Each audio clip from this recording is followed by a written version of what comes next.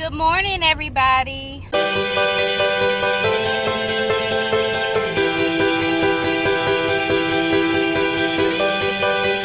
Today is Testimony Tuesday. I'm actually recording while on my way to work. You are just now tuning in.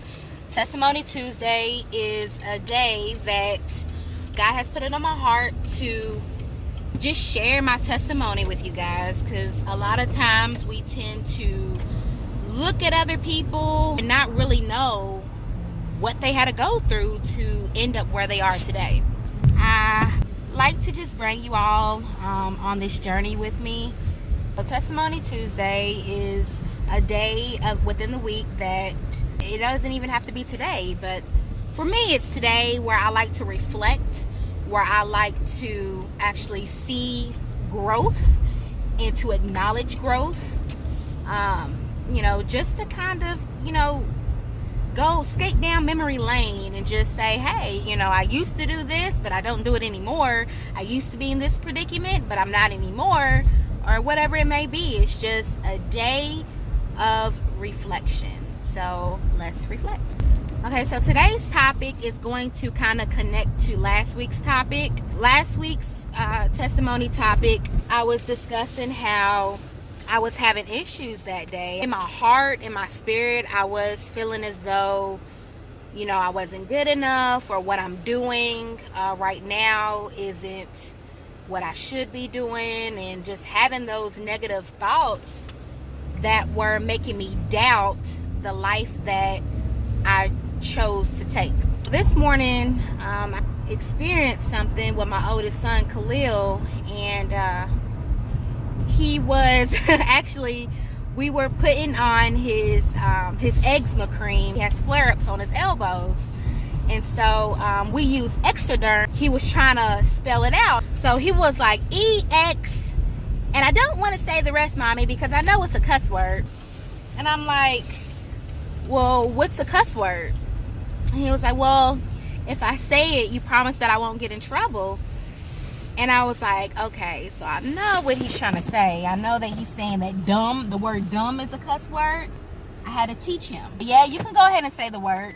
So he said exadum. So I had to correct him. I was like, no, baby. I said, first off, it says exoderm. And dumb is not a cuss word, but dumb is a bad word to use. That's a word that you don't want to use for yourself or anybody else. So he went to tell me, he was like, well, Mom, there's this girl in my class that she whispers in my ear and she calls me dumb all the time, and it hurts me on the inside. I had to gather my thoughts. I had to gather myself real quick, because I was just like, oh my gosh, somebody's trying to bully my child. So no, I had to let him know. Say, look, baby, have you saw your grades? He was like, yeah. Don't you get all checks, all stars, all happy faces, all well dones, all satisfactories? He said yes. And I was like, Khalil, that's proof that you are not dumb. You're very educated. You're very smart. You're very brave. You can do whatever you put your mind to. And don't you ever allow someone to redefine who you truly are. Just because somebody may say something, tell them, okay, so if I'm this, so are you. If I'm that, so are you. But then I had to think, like, no, we're not supposed to do that. If somebody calls you a name, you're not supposed to call them a name back. So I told him, which my mom actually taught me this growing up, just to fight off those negative thoughts, those negative words that people try to throw at you. I told him, I was like, you know what, Khalil, you know what Gigi used to tell me? And he was like, what, mommy? And I was like, I always say, sticks and stones may break my bones, but words can never hurt me. And then I also had to tell him, the next time that little girl calls you dumb, you let her know, I'm not dumb. Dumb means that you're not educated. Dumb means that you can't fulfill anything. I'm able. And you know why I'm able? I told him to let him know. God said that if we seek him first, and as long as we do the things that we are told to do according to his will, then we are acceptable. We are achievable in his eyes. In his eyes, in his judgment, is the only one that counts. Nobody else's. The moral of that story about Khalil, it just kind of for all of us. I mean, there are occasions where we have certain friends or we have certain people that we rely on to congratulate us or to pat you on your back or support you or whatever it may be. But we can't get upset that those specific people do not support us or do not uplift us or do not compliment us in areas where we feel insecure at or whatever it may be, because it's only up to us to figure out why we feel those type of ways or what kind of thoughts are those, just so that we can become strong enough to get rid of them on our own. We can't keep on depending on other people to give us knowledge, or we can't continue to depend on everybody to make us happy.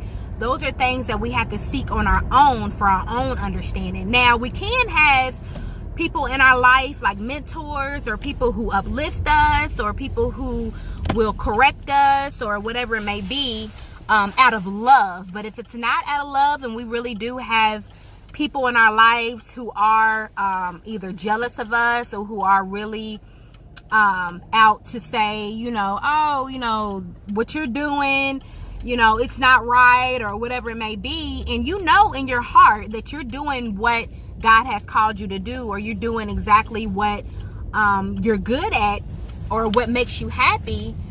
If you really do have people in your corner who are throwing dirt on your name or making up things or whatever it may be, whatever they're doing to you that's making you get out of character, those are the main people in your life that has to go. As God says it, as iron sharpens iron, friends sharpen each other. Comes to show, the people in our lives are important to us, and if we have people in our lives that isn't challenging us, that isn't speaking knowledge and life through us, who isn't really supporting us the way that maybe we desire to be supported, what's the use for them? Because all those people are there to do are just to either keep you stagnant in where you're at or to push you backwards on where you've already came from. Yeah, so that sums up my Testimony Tuesday, because when we do have thoughts of abandonment, thoughts of being insecure, or thoughts of not being good enough, yeah, sometimes those thoughts can arise by themselves. But then again, nothing happens alone. We have to think of, who is really around us that's making us feel this way. We're not fighting against each other. We're fighting against spirits and rulers of the darkness. And those rulers of the darkness are our enemies. That's the devil. And, the devil came to rob, kill, and destroy. For our faith, robbing us for our dignity, robbing us for our confidence, killing us. He sucks us in so deep, making us draw so far away from God to make us feel like we're worthless, and then to destroy us. So those thoughts that arise because of us allowing the enemy to take over our whole lives, our whole mindsets, he's just robbing us blind. And if we do not keep our minds and our hearts stayed on God, then we're doomed. So we really just have to pay attention to, why exactly are these thoughts coming about? A lot of times it has something to do about the people that we are around. And as hard as it may be, sometimes you have to change your circle. Sometimes you have to, be by yourself. And once you're by yourself, that gives you enough time to focus on and tackle those insecurities head on. And when those negative thoughts are actually tamed, God will naturally bring forth new people in your life. People that will support you, people that will guide you, people that will not make you have those same thoughts. And whenever you do have those same thoughts, those new people in your life will help you defeat those. And the number one thing that they will help you with, they'll pray for you. Reaching out to people for advice when we really needed to be speaking out and asking God for direction. As you grow and as you work on yourself mentally and spiritually, there are a lot of people that's not going to agree with you because they're so used to seeing you and knowing you one particular way that it's not even meant for anybody to understand your growth or your change. And so I challenge everybody today, if you know that there's some things that you need or that you want to work on them. Because as soon as you do, your eyes will then be open and you'll realize who's really there for you and who's really not. And that's your choice, that's your decision to determine whether or not if those people are going to help you or hinder you in your growth journey. Oh, and to continue about Khalil's story about the little girl in his class that called him dumb, I told him also, the next time that she calls you dumb, you make sure that she knows that you are far from that. And life's not always about proving other people wrong. Life is about loving each other, helping each other, supporting each other any way that we can. And I just had to remind him, if you are going to be around people who discredit you on what you are good at, because my son's very smart, he's very educated, and I had to remind him of those things. But if he's going to be around someone who doesn't uplift him or who calls him things that he's not, I had to also tell him, in moments where you're too scared to do something or moments where you don't feel like you're good enough, those same feelings arise because of people like that you're around.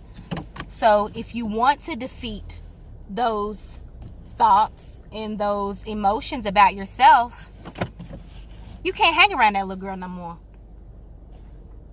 You can't. Nobody's dumb. Everybody has a specific level of education.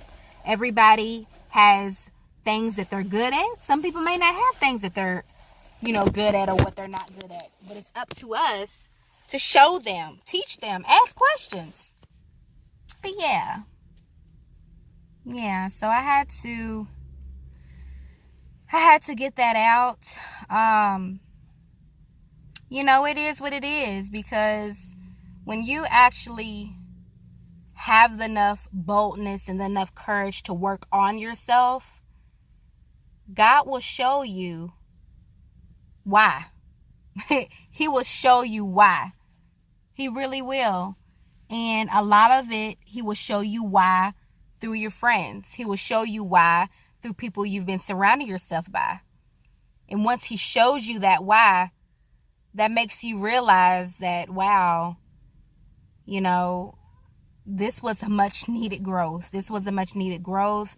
And all you can do is just to try to guide those individuals that may be still stuck in the place where you have grown from. It's up to us to just try to lead those people in the same direction of where we've grown, where we're headed. And, leave it at that, because not everybody is supposed to go with you. Not a lot of people are supposed to, go with you or support you where God has already destined you to be. And we have to be okay with that. We can't keep on trying to keep the same people around us that is going to block us from our blessings. So I just challenge everybody to just try to work on those inner thoughts. Try to ask questions, pray, and see what God will reveal to you. Because if you don't doubt it in your heart if you have enough confidence to know that he will answer you. May not be right away, but you have to keep your eyes open enough to know that, whatever you pray for, whatever you ask for, God will reveal it to you. Because if you ask not, you won't receive it. So I challenge everyone to just go on this journey with me. Go on this journey and just try to work on yourself. Try to tame those negative thoughts and just replace them with positivity, and just watch around you the people that God will exit out of your life, and watch who he will bring in your life.